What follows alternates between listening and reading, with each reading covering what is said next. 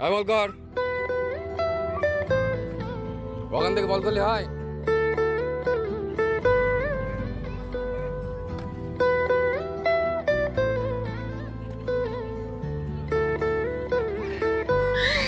বাবা মায়ের কাছে জোর গলায় আবদার করতাম, আচ্ছা সরি আবদার নয়, দাবি করতাম ভালো ব্যাট ভালো বল কিনে দিতে, নইলে কাঁদতে থাকতাম যতক্ষণ না কিনে দেবে, বা ভয় দেখাতাম যে খাবো না, তারপরে তারা কিনে দিতে বাধ্য হতো।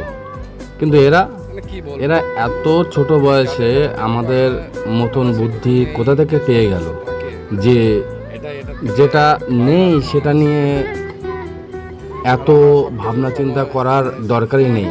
আমরা যেমন এখন বড় হয়েছি, স্যাক্রিফাইস করতে শিখে গেছি, বা যেটা নেই সেটা নিয়ে মাথা ঘামাই না, সেটা পরিস্থিতির চাপে হোক বা যে কারণেই হোক।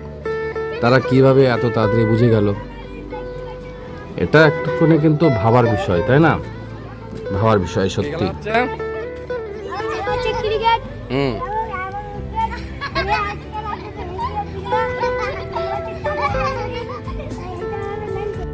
আমরা এই জীবনটা এক সময় কাটিয়ে এসেছি, কোনো ভয় ডর ছিল না, সব সময় খেলার পেছনে ছুটতাম, কিন্তু এতটা হয়তো কষ্টকরভাবে কাটাইনি, কিন্তু সত্যি কাটিয়েছি। এদের না কোনো বল আছে, না ঠিক জাতীয় কোনো ব্যাট, তবু ওই যে উইকেটটা দেখো, উইকেট হচ্ছে পাটকাঠির উইকেট, কিন্তু পাটকাঠিটাও সম্পূর্ণ নয়, মানে আর কি বড় নয়। সত্যি ভাবার বিষয় না?